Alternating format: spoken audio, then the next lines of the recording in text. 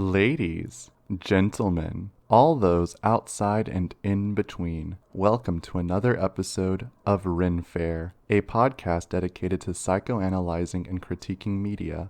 I am your host, Connor Renfro, one half of From the Margins. Listen until the end for more ways to hear me and support the project. Okay, are we ready to talk about the second season of Teen Wolf? I know I am. We have our beautiful soundscape of police sirens and helicopters and fireworks to accompany us. I have my glass of wine. All right, let's dive in. So last time we discussed the first season, we read it through a queer lens. I didn't say that's what we were doing, but it is what we did. Basically apply queer theory to the text. So first we established lycanthropy, and yes, I was saying it wrong last time. In adolescent literature is symbolic for queer or deviant sexuality. Then we saw how that reading impacted the characters. For fun, we also critiqued Davis's setting, which is supposed to be sans racism, sexism, and homophobia. We're going to keep those lenses equipped as we move forward, but we're also going to add psychoanalysis, my favorite.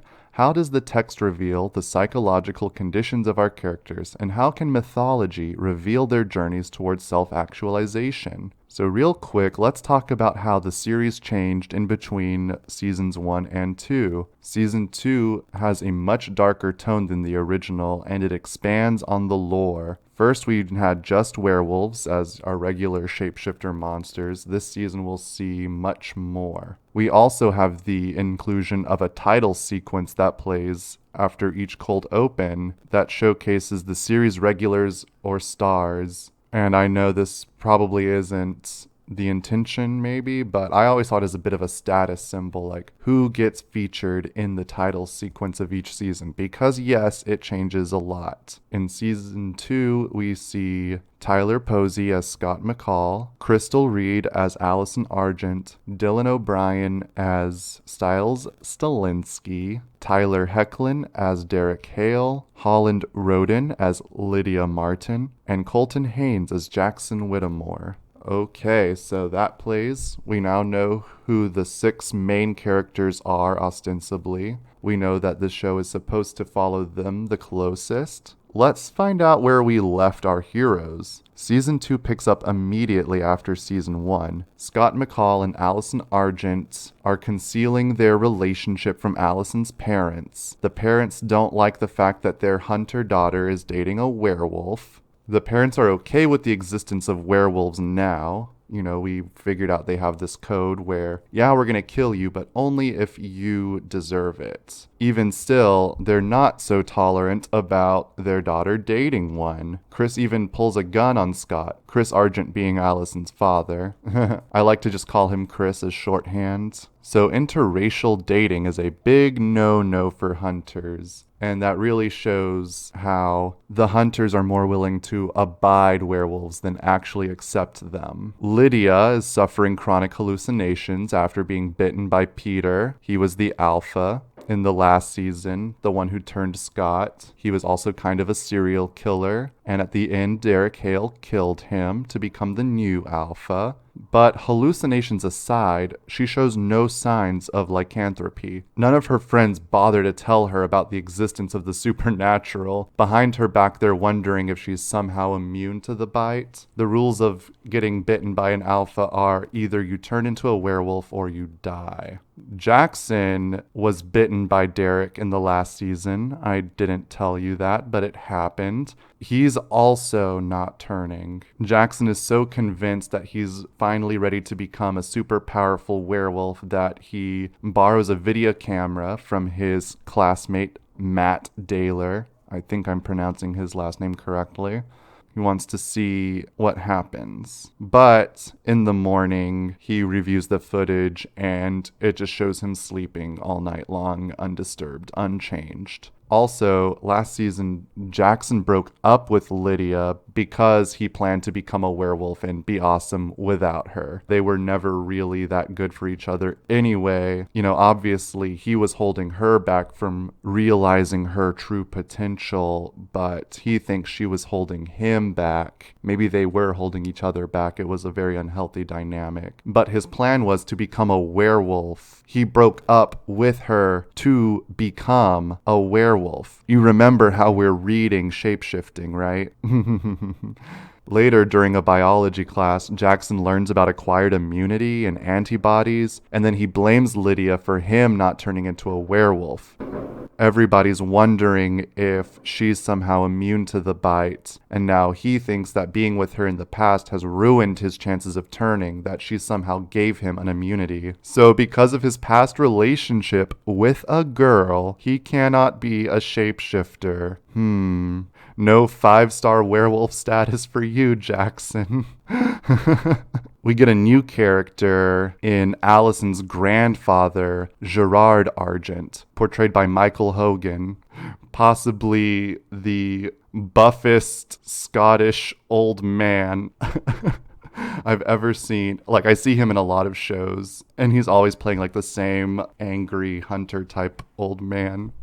He comes to town for his daughter Kate's funeral. Remember that Kate was Allison's genocidal aunt who is responsible for the house fire that killed all of Derek's family because she just hates werewolves so much. And so now Gerard decides that he's going to avenge her death by declaring war against all werewolves. I'm guessing Gerard is where Kate inherited all of her extremism, because Gerard doesn't care about following the code or if werewolves are abiding by the law and coexisting peacefully. He just wants to exterminate them all. Now that Derek is a big boss alpha werewolf, he decides he wants to build a pack for himself. So he gets this abused teen named Isaac Leahy, portrayed by British actor Daniel Sharman. Isaac's father then gets murdered by a strange creature. Isaac is taken into custody for his father's murder. Scott, Stiles, and Derek decide that they're going to break him out because, number one, Isaac didn't do it. Number two, it's the night of a full moon, and the police are definitely going to learn the truth about werewolves if they have Isaac in custody. Predictably, Isaac transforms and he breaks out and he's gone full wolf. When you're newly turned, you're unable to control yourself during the full moon. But Derek, being Isaac's alpha, is able to force him into submission through his little werewolf roar, which shows that betas will recognize their alphas and that loyalty to the alpha will override their bloodlust. This points now to a distinct consciousness in the wolf side. It doesn't matter if Isaac cares about or hates the humans. When he is given over to the full moon, he will try to kill indiscriminately, but he will obey his alpha. He doesn't care about human Derek, but wolf Derek can.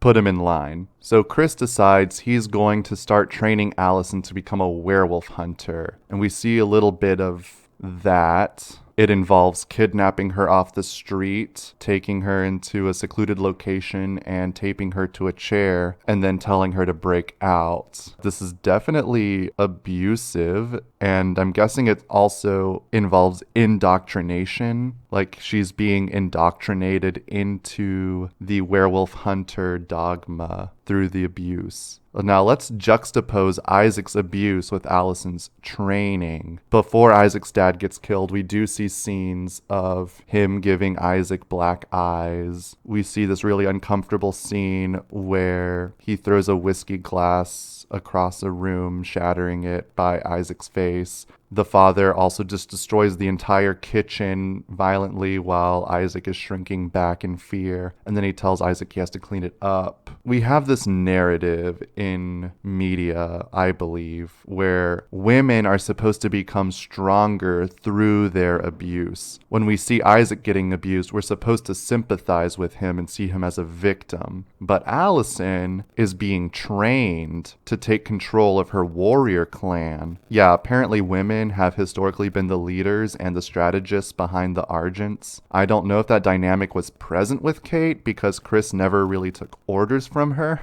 Maybe this is a retcon thing in addition to the lore because audiences didn't think the first season was feminist enough. Victoria, Allison's mom, would never seem to be in charge either. She had a very small role in the first season. But of course, she married into the Argent family, so maybe it's a bloodline thing, like you have to be born an Argent. And then that brings me to another thought. Can there be recognized gender roles in a world without sexism? Possibly. I mean, is the female-led Hunter clan supposed to be like a progressive wink nod, as I suggested earlier? Does putting women in charge make the show more feminist? And if so, the Hunters are the antagonists. They're the bad guys. Why would you make them the feminist icons if it's also the dogma that the show is working against? If Allison actually goes down this path, she will become the villain. But maybe it's okay if she's the villain as long as she's a hashtag girl boss. So in order to keep tabs on Allison,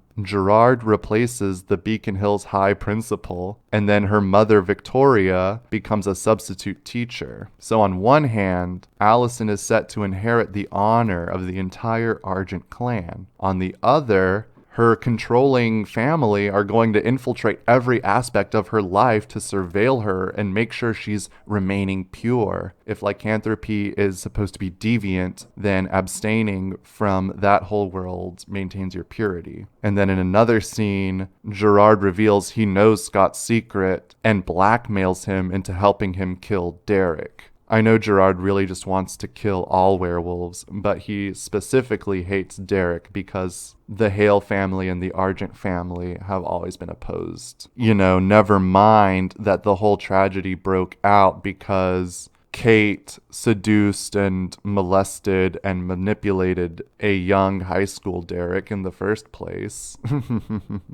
Also, it wasn't even Derek who killed her, it was Peter, and Peter's dead because Derek's the one who killed Peter. I don't think that really matters to Gerard, though, of course. So Lydia's hallucinating, and her hallucinations are all about this mysterious young boy who comes up at the school. This is an ongoing thread that happens in the background of the entire season. I'm not going to talk about it here, but you do need to know that she's seeing this mysterious young man. I will refer to him only as mysterious young man. So after they save Isaac, Derek needs to recruit more people, so he gets this epileptic girl named Erica, portrayed by Gage Golightly, and this other dude named Boyd, portrayed by Cinqua Walls. Derek is intentionally choosing marginalized kids for his pack. They're already outcasts, but he's promising them power. I think they say something about teenagers are the best picks for the bite. I'm guessing that's at the height of your youth and your ability to adapt and transform. I'm sure if you were to bite a young child, they would probably bleed out before the magic could turn them. And if you bite an adult, maybe their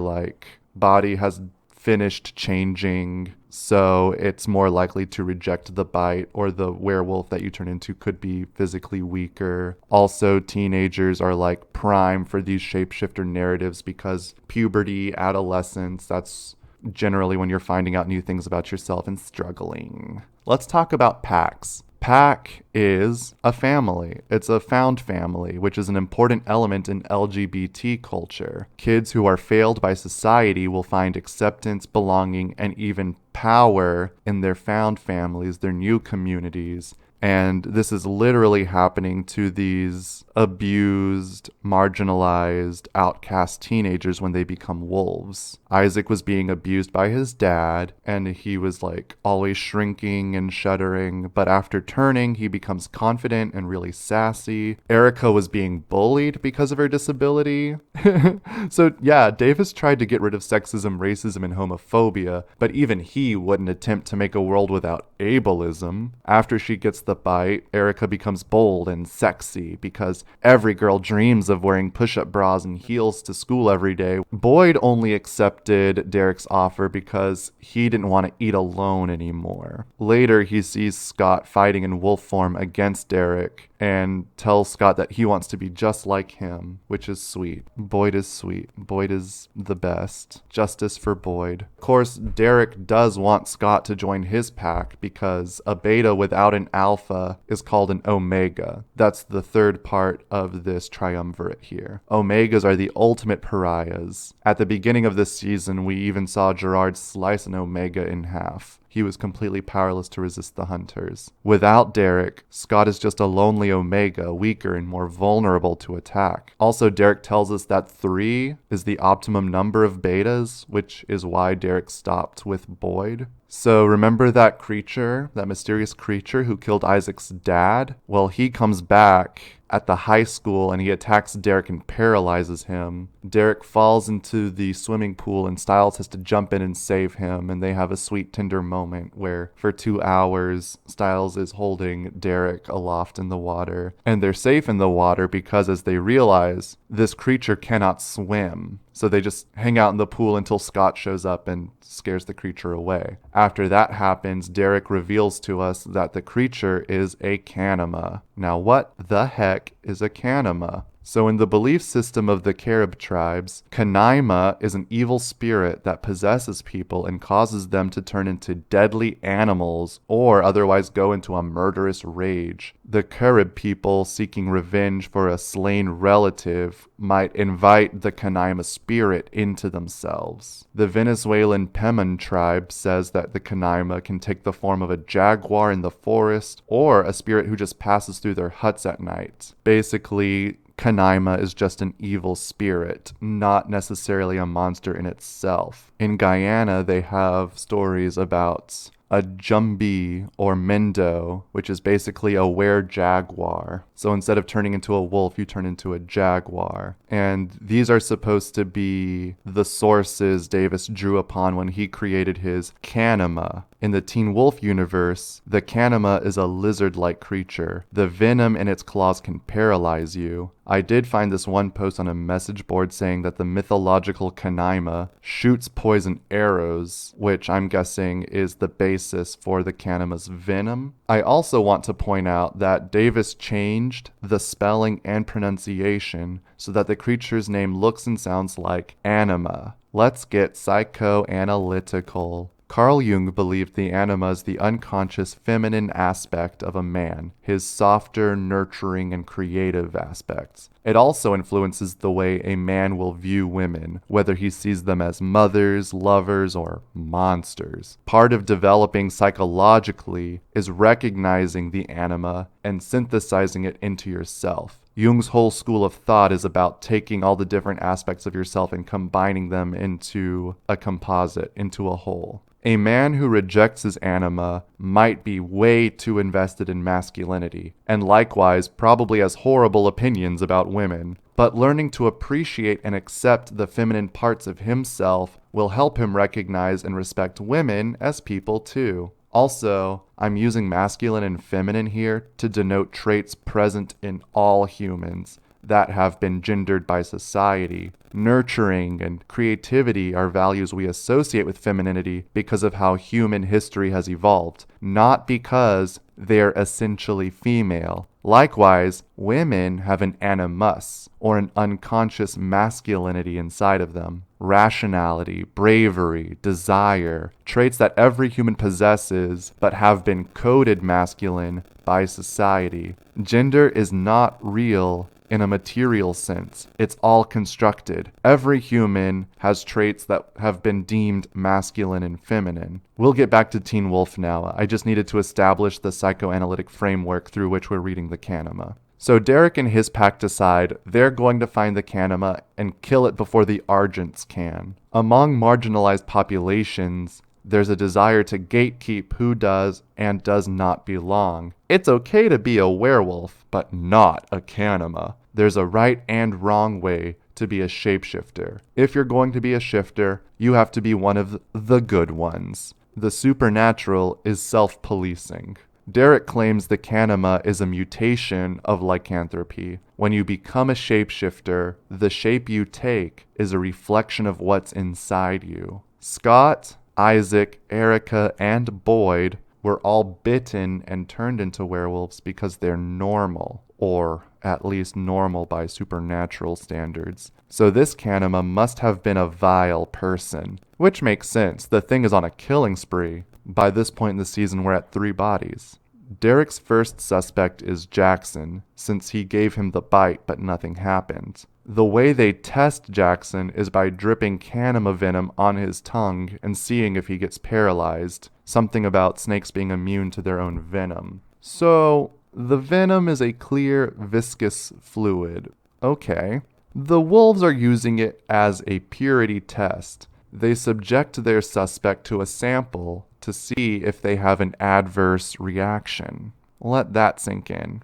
If you are pure or not an abomination, if you're the acceptable amount of deviant, the substance will paralyze you. You won't enjoy it. You can't be too kinky. You have to be acceptable to other people's standards. So Jackson does get paralyzed by the venom, which exonerates him to Derek. The next day in chemistry class, Erica and Isaac coat a piece of rock candy in the venom to test Lydia, and she consumes it with no adverse effect, which makes her suspicious. In that same scene, Erica starts making moves on Scott to get a rise out of Allison. She taunts Allison with the idea that Scott might prefer someone of his own kind. So there are even werewolves who believe the two groups should not intermix. Also, Erica's been a werewolf for like 20 minutes. Why does she already hold these views? I don't know. Erica also reveals that she's always had a crush on Styles. Not important to the plot, but it'll come back later. Convinced that Lydia is the Anima, Derek decides to kill her. Scott, Allison, Styles, and Jackson join together to protect her. So they're all up in Scott's house. Jackson pulls Lydia aside and reminds her that she never returned the key to his house that he gave her. Poor Lydia. She's having all these hallucinations. Her friends won't tell her about the supernatural. She's lost her popularity. And Jackson is now just hounding her for a key just to rub it in that, like, we're not together anymore. So then they get into a fight with Derek's pack. The sun goes down and, what do you know, Jackson really was the Anima all along. Also, thanks to the bestiary that the Argent clan has kept for centuries, Allison is able to help the team realize that the Anima seeks a master, which shows us that Jackson is actually being controlled by someone. Time to return to psychoanalysis. Jackson wasn't immune to the venom because he's not the Anima so much as the Anima is a creature that possesses him. Just like in the legends, it's a spirit that takes over you. The Anima is controlled by a master, having no agency of its own. It's merely a tool for revenge, and the creature takes over Jackson's body at night. In my Freud episode, I discussed the idea of the somnambulist or sleepwalker, an automaton. We also know that the shape a person takes reflects what's inside of them. Jackson became a Anima because he does not have a sense of self. His undeveloped psyche made him take the form of a monster that needs to be controlled by someone else. He also doesn't have a great relationship with women, i.e. Lydia.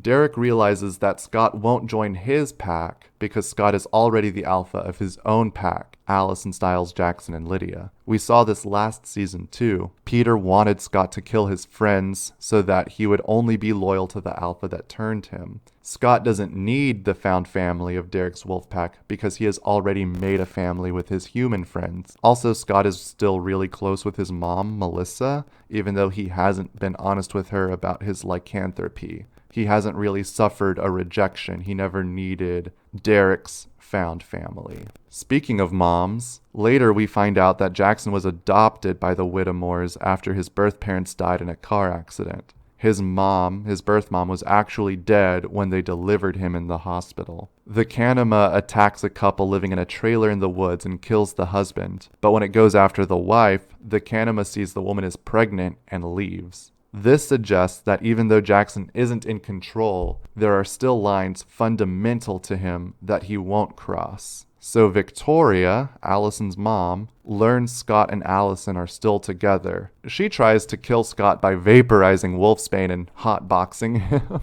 him. Derek shows up to save Scott and ends up biting Victoria in the process. So now she's about to turn into a wolf. and rather than doing that, she commits suicide. This is another part of the Argent Code. Because they see wolves as subhuman and uncontrollable, it's better to die with honor than turn into one. In the past, Chris even had to kill his friend when that friend turned into a wolf and tried to attack Chris during the night of a full moon. We already know how hard it is to control the shift, especially during the full moon. But we've seen several lycanthropes manage it with proper guidance. The Argents, having no respect for wolf culture, don't really see this. Chris is actually pretty torn up by this. He wants to save his wife, but Victoria and Gerard both decide this is the best way. We're constantly seeing Chris confront the lies in his dogma and then growing from it. He's really a nuanced character, actively deprogramming his harmful worldview. It's a nice touch. The mysterious boy that haunts Lydia, he never went away. He turns out to be Peter. The serial killer alpha from last season. Turns out he's managed to possess Lydia and has a plan to use her to resurrect him. Lydia is also a somnambulist. Oh yeah, she literally sleepwalks at different points through this season. So Lydia has a birthday party on the night of the full moon. Under Peter's control, she spikes the punch bowl with wolfsbane petals, which causes all of the party attendees to hallucinate the things they fear most. Then she skips out on them while they're all tripping. It's what they deserve for not taking care of her.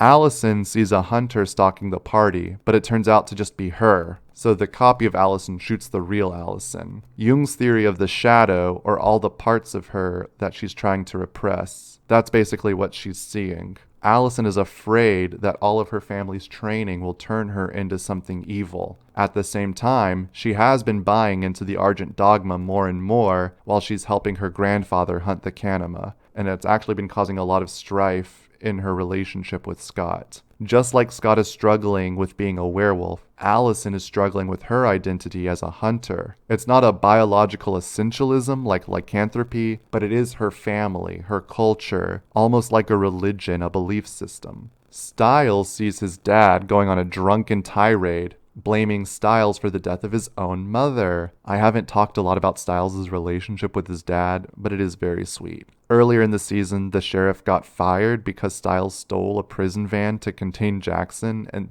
that whole episode didn't work. In the past, Stiles' mom died of frontotemporal dementia, some kind of neurological deterioration. Ever since, it's just been Stiles and his dad, and despite how close they are, their relationship has always been strained. His antics constantly exasperate his father, and the new supernatural dimension has only made things worse. So Stiles' worst fear is ruining his father's life, or at least confronting the idea that his dad would be better off without him. Really heavy stuff. Jackson hallucinates his birth parents arriving at the party. Oh yeah, Jackson's there too because no one told Lydia about anything supernatural. No one bothered to pull her aside and say, hey, your ex is actually a half-lizard serial killer. Maybe don't invite him to your birthday party on the night of a full moon. Just a thought. So Jackson's birth parents are there looking for him, but they have no faces. And when he looks at them, Jackson loses his own face. Remember when I said Jackson doesn't have a stable sense of self? Well, this scene suggests that Jackson feels unmoored in his identity because he never got to know his parents. In an earlier scene, Jackson's dad says Jackson stopped telling his parents he loved them after he learned he was adopted.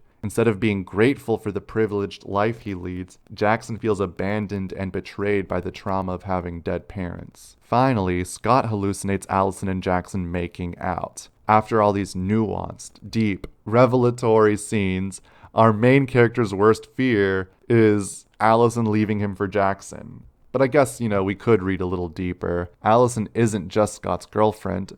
She's his first love. Their relationship is the foundation of the show's pathos. All of Allison's relatives have tried to kill Scott at some point. Allison is also Scott's anchor. His connection to his humanity is rooted in his love for her. Probably not the healthiest dynamic for a teenager. Losing Allison at this point would be tantamount to Scott losing his humanity. Now let's check in on how Derek's pack is handling the full moon. Derek has Isaac, Erica, and Boyd chained up in a bus so they can't break out and kill each other. Also, Erica has to wear a spiked clamp in her head. Apparently, pain is a good anchor for controlling the shift. And being a woman, Erica's pain tolerance is higher because she menstruates once a month, which makes her tougher than the boys. Feminism. Lydia shows up and attacks Derek. She brings him to the Hale house, where Peter uses Derek's blood to come back to life. Dun dun dun. And then after Lydia's party ends, because I guess everybody was tired of tripping out and facing their worst fears, and also the hostess disappeared to go perform necromancy, Allison goes home and finds out her mom killed herself. Not a great way to end an already bad night. Gerard manipulates Allison's grief over her dead mother and turns Allison into a more ruthless hunter. So actually, Allison's worst fears are becoming real. Instead of integrating her shadow, Allison is letting her shadow take over. She's becoming the thing that she hates, that she was always afraid of. So Stiles pieces together that all the murder victims were on the Beacon Hills High swim team, and the coach at the time was Isaac's father. We find out that the Canima's master is actually Matt, the guy with the camera. Remember him from the beginning of the episode? Yeah, there's a reason I bothered to tell you his last name. We find out he's the master because he falls in Lydia's pool and he's screaming, "I can't swim!" And then Jackson runs over to save him with little lizard eyes. Matt is using the Canima, or Jackson, to seek vengeance against the people who almost let him drown at a swim team pool party that Isaac's dad was chaperoning. Scott and Stiles go to the sheriff's office to tell Stiles' dad that Matt is responsible for the deaths, but Matt shows up and he takes them all hostage. Scott's mom was a key witness, so she's also there. While fighting off the Canima, Scott ends up transforming in front of her and she's horrified. You know, this is the anxiety of coming out to a parent who doesn't understand. Melissa probably knows horror stories of monsters, but never thought they could be real, or her own son. Seeing him turn into a monster is quite horrifying. She very quickly gets over it, like by the end of the next episode, and then she's all like, "I'm proud of my werewolf son." Gerard ends up drowning Matt and becoming the new master of the Canima. Again, we have an evil Argent who cares more about eliminating werewolves than following the code. So Peter, who is now alive and possesses an extensive knowledge of the supernatural, tells Derek that the Canima can be defeated by hearing its Christian name, but only spoken by a true love, or something like that. I'm guessing this is inspired by the folklore of the Canima possessing tribespeople, but instead of a Christian name, it would just be like a true name. Oh, and supposedly Lydia's actually Jackson's true love. I need to see receipts on that.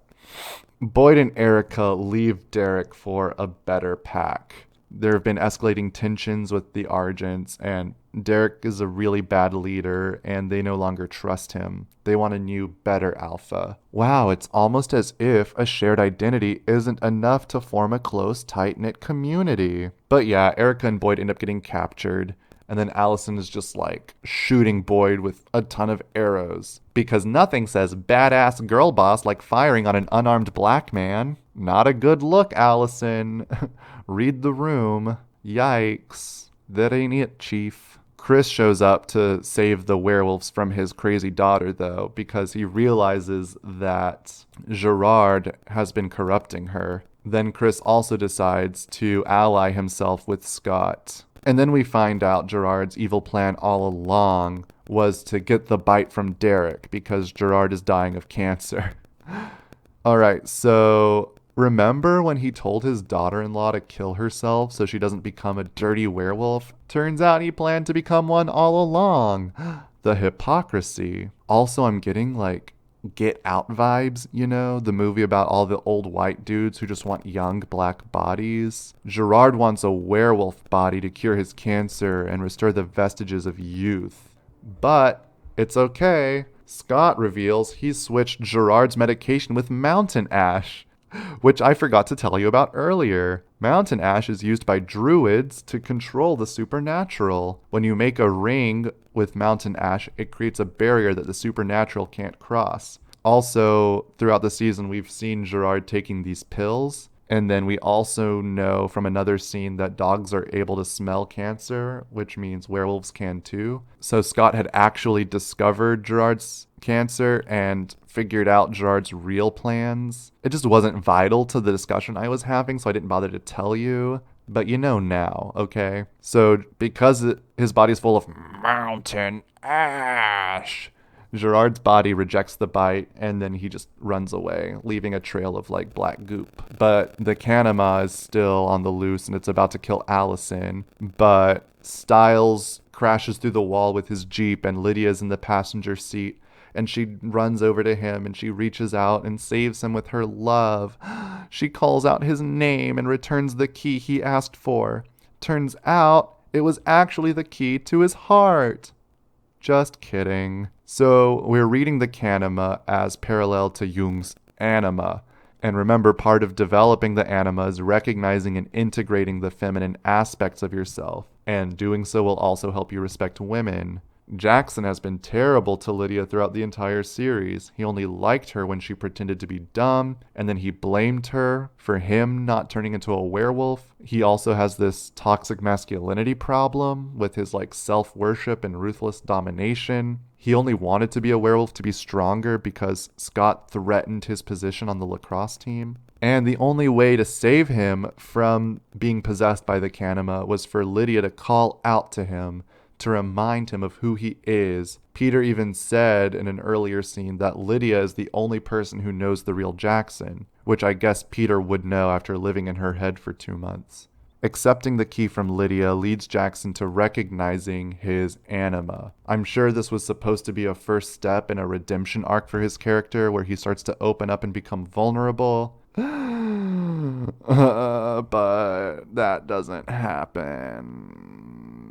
Allison breaks up with Scott because she feels guilty for everything that she's done. You know, she's really taking a page out of her father's playbook, and she wants to deprogram all of the dogma that she's internalized. Also, a lot has happened to her in this season. It's really healthy to take a step back and work on yourself sometimes. And Scott understands that. He gets it. But he also says he's going to wait for her because they're in love and they're meant to be together. That about wraps up my analysis on Teen Wolf's second season. Can't wait to share my more controversial opinions on the double third season. Thank you for listening to RenFare. I hope you'll join me next time. RenFare is available to listen wherever you find your podcasts. If you like this content and want to hear more, feel free to follow me on Spotify, Anchor.fm, Apple Podcasts, Google Podcasts, Radio Free Public, Bullhorn, and several others. RenFare is also uploaded to the From the Margins YouTube channel that I share with my content partner Violet Knight. You can join us there to hear us discuss current events and our own interests. If you feel so inclined, you can join the discussion by becoming a member of our Patreon to support the growing channel. From the Margins with Violet and Connor is also available to stream on the audio platforms I listed above. Please check us out there as well. Until next time.